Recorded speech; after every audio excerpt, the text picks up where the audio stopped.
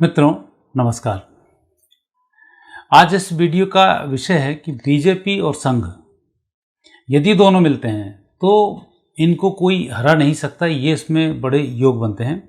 मैंने 3 महीने पहले इसका एक वीडियो डाला था कि संघ के बिना बीजेपी कुछ नहीं कर पाएगी, और रहा भी यही कि जैसे ही बीजेपी ने संघ से अलग हटके अपने चुनाव लड़ने की कोशिश की और तथाकथित नेताओं के अंदर एक जो घमंड आ गया था कि हमारे बिना बीजेपी नहीं है और हमारे बिना संघ भी नहीं है, तो उनका वो घमंड चूर चूर हो चुका है। अब बड़ी विचित्र स्थिति में आ गए हैं। तो एक मंथन का जो दौर चल रहा है उस दौर में स्थिति ये बन रही है। और वैसे भी कहा जाता है समुद्र से अलग हटके बूंद की क्या वैल्यू है।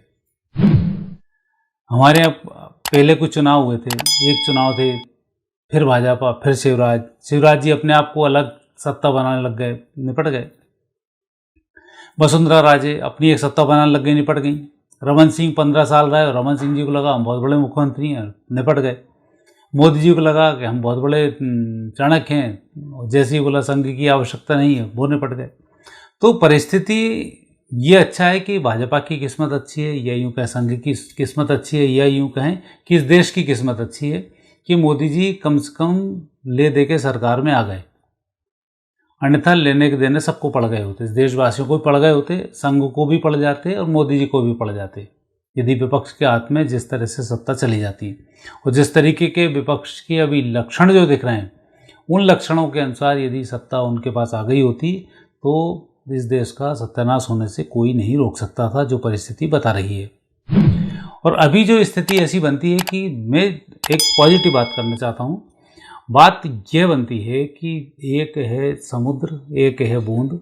समुद्र का बूंद में समाना ही अपने एक विराट को दर्शाना होता है। तो यहाँ पर मोदी जी की जो कुंडली है वो कुंडली और आरएसएस की जो कुंडली बनती है ये बड़ी सिमिलरिटी वाली है, और यही योगी जी के साथ भी होगा।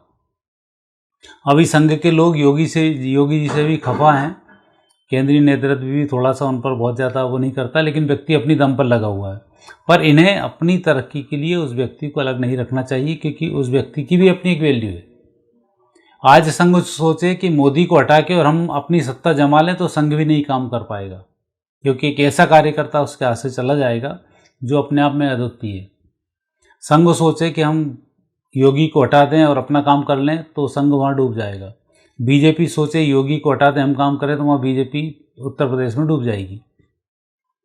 और यही स्थिति आने वाले अब 3 चुनाव फिर हैं। महाराष्ट्र का चुनाव होगा, झारखंड का चुनाव होगा और पड़ोसी हमारे बिहार का चुनाव होगा। इन तीनों में भी यदि इनके कॉम्बिनेशन डिस्टर्ब हुए तो वहाँ भी बड़ी परिस्थिति निर्मित होगी। और मैंने 3 महीने पहले वीडियो डाला था, उसमें भी यही लिखा था कि जो जीत हार होगी वो आरएसएस के बिना बीजेपी का वजूद भी नहीं है, और मेरी कॉम्बिनेशन ठीक नहीं रहा तो ये फिर चुनाव हार जाएंगे। और अभी तो इतनी बड़ी स्थिति बनती है कि हरियाणा में चुनाव जीते, यहाँ संघ का भी एक अच्छा तालमेल दिखा और मोदी जी का भी एक अच्छा तालमेल दिखा, और हारी हुई बाजी को जीत में पलट लिया। और उससे बड़ी भविष्यवाणी तो ये है कि जम्मू कश्मीर में सरकार भले ही किसी की बन गई हो, पर आने वाले समय में बीजेपी वहाँ सरकार वापस बनाने जाएगी, यदि बीजेपी प्रयास करती है तो। नहीं करती है तो जो बीजेपी चाहेगी वही वहाँ पर होगा जम्मू कश्मीर में, इसके अलावा कुछ नहीं होगा। उमर अब्दुल्ला वगैरह चाहे कुछ भी कर लें, ये वहाँ 1 भी % काम नहीं कर पाएंगे बिना मोदी और बिना संघ के। और अधिक तनाव लाना तो सरकार को खो बैठेंगे, ये भी स्थिति बहुत क्लियर बन रही है। आगे है महाराष्ट्र का चुनाव। इस चुनाव में इन दोनों का तालमेल बैठना बहुत ही आवश्यक है, अन्यथा महाराष्ट्र का चुनाव बहुत टफ चुनाव साबित होने वाला है। वहाँ पर कुछ परिस्थिति हैं, उनकी हम चर्चा जब महाराष्ट्र की बात करेंगे तब करेंगे, लेकिन अभी मैं बात कर रहा हूँ मोदी जी और संघ, इन दोनों के कॉम्बिनेशन की। अगला वीडियो फिर बनाऊँगा संघ में और योगी जी के कॉम्बिनेशन में, क्योंकि योगी जी का ही प्रधानमंत्री बनना निश्चित है और आगे उनके भी कार्य हम देखेंगे। तो मोदी जी की जो कुंडली है, इनकी वृश्चिक राशि है।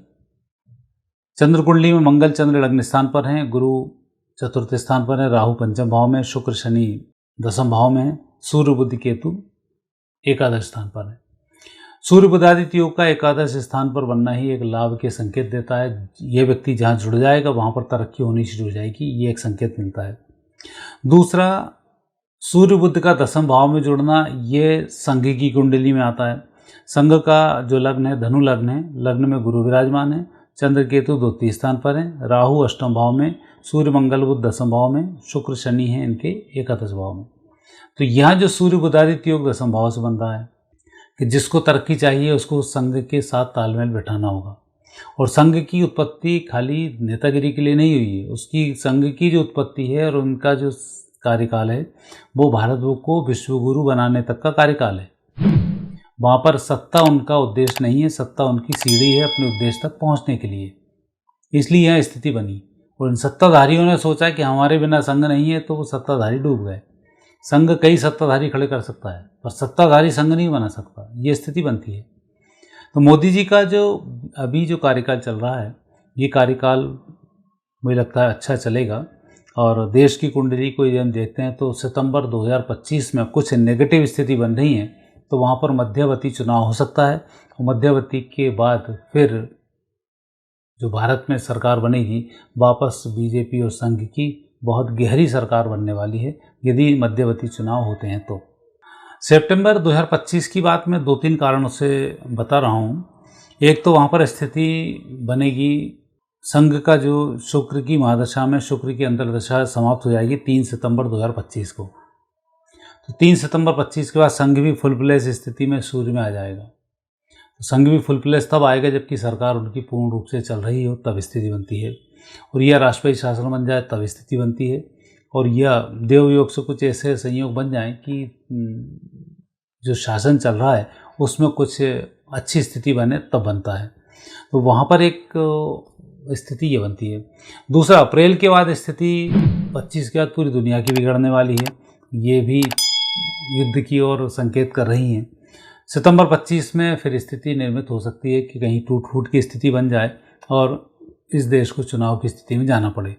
सहयोगी दल ही सपोर्ट ना करें तो चुनाव की स्थिति वहाँ पर सीधी सीधी बनती है, जो आगे भाजपा के पक्ष में होगी। एक स्थिति ये बनती है। दूसरा, मोदी जी की जो कुंडली है, ये कुंडली अधूरा छोड़ने वाली कुंडली नहीं है कि ये देश को आधे अधूरे रास्ते में छोड़कर जाएंगे। ये भी एक सेफ साइड में लेकर आने वाली कुंडली। और मैंने जैसे कहा करता हूँ मैं कि जो कुछ योग होते हैं, जो कुछ लोग होते हैं जो दुनिया में कुछ करने के लिए ही आते हैं, तो उनमें मोदी जी भी एक हैं। कपिल देव का उदाहरण भी मैं आपको बहुत देता हूँ, बच्चन जी का उदाहरण भी मैं आपको बहुत देता हूँ, महात्मा गांधी है, सुभाष चंद्र बोस हैं, बाल गंगाधर तिलक हैं, वीर सावरकर जी हैं, नाथूराम गोडसे जी हैं। ये चेंजर लोग हैं, ये प्रकृति को बदल देते हैं और प्रकृति को बदलने के लिए पैदा हुए हैं। चाहे इन पर कुछ भी लांछन लगे हों, कुछ भी लगे हों, लेकिन उन्होंने कुछ तो चेंज किया है जो बेहतर किया है। और ये ऐसे ही लोग हैं जो प्रकृति के धर्माशय स्वरूप भी और विरुद्ध धर्माशय स्वरूप भी हैं। यदि हम नाथूराम गोडसे जी को माने कि उन्होंने एक हत्या की और लोग बोलते हैं आतंकवादी हैं, लेकिन ये प्रकृति के विरुद्ध धर्माश्रयी स्वरूप होते हैं जो परिवर्तन करके भी लाभ दिला जाते हैं। नेगेटिव काम करके सारे पाप अपने ऊपर लेकर भी आपको लाभ दिला जाते हैं। तो ऐसे लोग होते हैं। ऐसे मोदी जी के भी ऐसे ही योग बनते हैं कि ये आज देश को एक नई दिशा देकर जाएंगे। और उनके कार्यकाल में आपने 10 साल से देखा ही होगा कि देश को नई दिशा दी, देश को आर्थिक रूप से इतने रूप पे लेकर आए। पूरी दुनिया भारत को स्वीकार करती है, भारत की संस्कृति को स्वीकार करती है। इसमें नरेंद्र मोदी जी का बहुत बड़ा रोल है। आने वाले समय में सनातन का ही बोलबाला इसलिए होगा कि आने वाला जो समय है वो धर्म का समय है। और जब धर्म की बात आती है तब सिर्फ सनातन धर्म की ही बात आती है, क्योंकि धर्म वही है जो सबको साथ लेकर चले, सबका विकास करे। बाकी किसी भी संप्रदाय में ऐसा नहीं है कि सबके विकास की कोई बात करता हो। एक संप्रदाय अपने अलावा दूसरे को काफिर मानता है, एक संप्रदाय अपने अलावा दूसरे लोगों की गिनती ही नहीं करता है। तो ऐसे बहुत सारे हैं संप्रदाय जो अपने अलावा दूसरों को मानते ही नहीं। तो वो सब तो अब नष्ट होने वाले हैं। जो सबको मानेगा अब वही रहेगा, क्योंकि प्रकृति भगवान से बनी है, त्रिगुणात्मक प्रकृति है।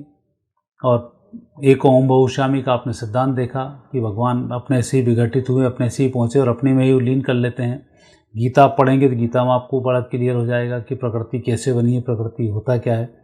द्वैत नहीं है, शुद्ध अद्वैत की स्थिति यहाँ पर बनती है। तो ये जो प्रकृति को सिद्धांत हैं, बड़े गंभीर सिद्धांत हैं।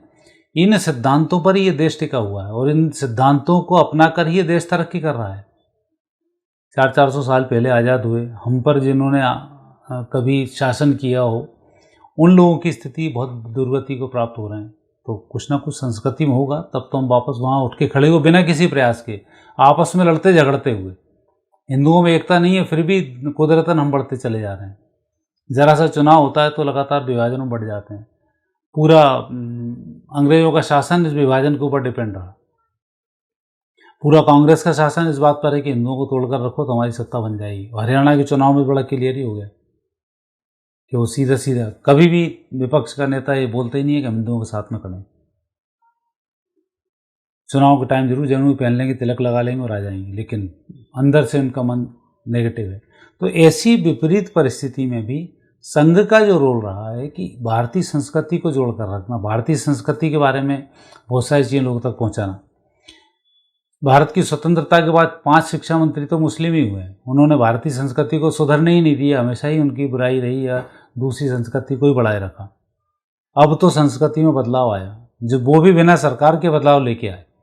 धीमे धीमे संघ ने अपने काम शुरू किए, भारतीय संस्कृति को बढ़ाया, भारतीय संस्कृति को आगे बढ़ा के लेके आए, और उस पर कार्य करने के लिए फिर मोदी जी जैसा एक नेता पैदा हुआ जिसने उनको सहयोग देकर यहाँ तक पहुँचाया। जब जब अलग अलग चुनाव लड़ा तब तभी हारे, और जब संयुक्त रूप से अभी हरियाणा में जुड़े हैं तो ये एक बहुत बड़ा प्रयोग था कि गई हुई सत्ता को वापस पूर्ण रूप से ले आना बहुत बड़ी बात थी। एक जाट बाहुल्य क्षेत्र है और उस क्षेत्र को कन्वर्ट करके बीजेपी में कन्वर्ट कर लेना बहुत बड़ा प्रयोग था। नहीं तो कितनी बुरी हार होती सोच नहीं सकते थे। योगेंद्र यादव ने तो बोल दिया था आंधी तूफान और क्या क्या चल रहा है, और सही बोला था उसने। तो उस समय की रीडिंग करते तो यही निकलता। तो ऐसी स्थिति ही यहाँ पर बनी है जो अब संघ की बन रही है और पार्टी के तालमेल की बन रही है, जो आगे के चुनाव में एक अच्छा संदेश लेकर आएगी। और पार्टी को अभी भी बिगड़ा कुछ नहीं है। उद्धव ठाकरे से बात करके इस शिवसेना को भी ठंडा किया जाए, क्योंकि शिवसेना ने काम गलत नहीं किए। लोभ ग्रसित होकर व्यक्ति कोई काम करता है तो डूब जाता है, तो वो उद्धव जी कर चुके, लोभ ग्रसित होकर डूब गए। लेकिन बाला साहब ठाकरे की शक्ति अभी भी वहाँ पर जीवित है, तो ऐसे लोगों को भी इकट्ठा करना शुभ होता है। और आने वाले समय में अब जो 3 चुनाव हैं, ये चुनाव भी यदि दोनों कॉम्बिनेशन बैठाकर लड़ेंगे, पार्टी, संघ और अन्य जो पार्टी के नेता हैं वो, तो निश्चित रूप से फिर यही पलड़ा बीजेपी का भारी रहेगा आने वाले चुनाव में। और यदि कॉम्बिनेशन डिस्टर्ब होता है तो फिर इनको लंबा नुकसान होगा और उसकी भरपाई लंबे समय तक नहीं होगी। अब इस बात का ध्यान रखें कि अब एक एक चुनाव, एक एक क्षण बहुत कीमती है। अभी आपने हिमाचल में देखा, दुर्गति होना शुरू हो गई, खाने के लाले पड़ने वाले हैं, सरकार बिगड़ने वाली है। तो ये जनता ने खुद अपना चुना। तो आप कैसे रहना चाहते हैं, क्या रहना चाहते हैं, राष्ट्र के साथ रहना चाहते हैं, तो वो जनता को निर्णय इसमें करना होगा। गुस्से में वोट देकर, एंटी इनकम्बेंसी मानकर, किसी एक व्यक्ति की गलती को पूरा पार्टी पर थोप कर, ये आज राजस्थान के कई ठाकुरों से मिलता हूँ मैं, आज बोलते हैं वो राजपूत कि बड़ी गलती कर ली उस समय हमने मोदी का साथ नहीं देकर। अब क्या होता है, जब 10 सीटें और मिल जाती हैं तो पूर्ण स्थिति में आने की पोजीशन को, तो अब रोने से थोड़ी कुछ होगा।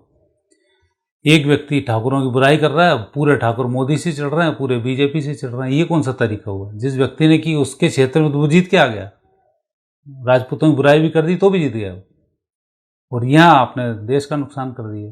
तो ऐसे गुस्से में वोट नहीं डाला जाता, देश के बारे में सोचा जाता है। तो संघ और मोदी जिस तरह से वर्क कर रहे हैं, ऐसे ही यदि इनका वर्क चला तो आने वाले समय में सनातन धर्म की विजय बहुत जल्दी होगी और उस विजय को कोई नहीं रोक पाएगा। और आने वाला समय भी इस बात का है कि हम ही, विशेष हिंदू समाज ही पूरी दुनिया को नई दिशा दे सकता है और भारत को सुरक्षित भी हिंदू समाज रख सकता है। बाकी कोई भारत को सुरक्षित नहीं रखेगा। किसी भी समाज के पास एटम बम बढ़ गए तो वो अपनी व्यवस्थाएं करना शुरू कर देगा। जरा से यहाँ हिंदू कम होते हैं, दूसरे की बाहुलता बढ़ती, मतलब दंगे वंगे होना शुरू होकर हिंदुओं को प्रताड़ना शुरू हो जाती हैं। तो ये जो नेगेटिव स्थिति है, इससे आप खुद ही उभर सकते हैं।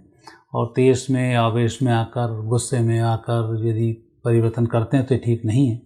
लेकिन संघ और मोदी मिले तभी आवेश को बहुत आसानी से ठंडा किया जा सकता है और अपनी सत्य बातों को वहाँ तक पहुँचाया जा सकता है। और यही स्थिति इसमें आने वाले समय में बनने वाली है। और ये वीडियो में डिस्क्रिप्शन आपका है, ये मैंने पहले भी बनाया था, इन चुनावों से पहले ये स्थिति होती है तो परिणाम कुछ और होंगे। तो आपने वो चमत्कृत परिणाम भी देखे और यही परिणाम आने वाले समय में भी आपको देखने को मिलेंगे। मित्रों, ये था मेरा वीडियो जो एक दूसरे के पूरक होते हैं वो कैसे जुड़ते हैं तो कैसे फ़ायदा होता है, टूटते हैं तो कैसे नुकसान होता है, इस पर ये बात मैंने आपसे करी। ये आम जनमानस पर भी लागू होती है, घर परिवार पर भी लागू होती है, उसका आप विशेष ध्यान रखें। आगे फिर नए विषय के साथ आपसे भेंट होगी। नमस्कार।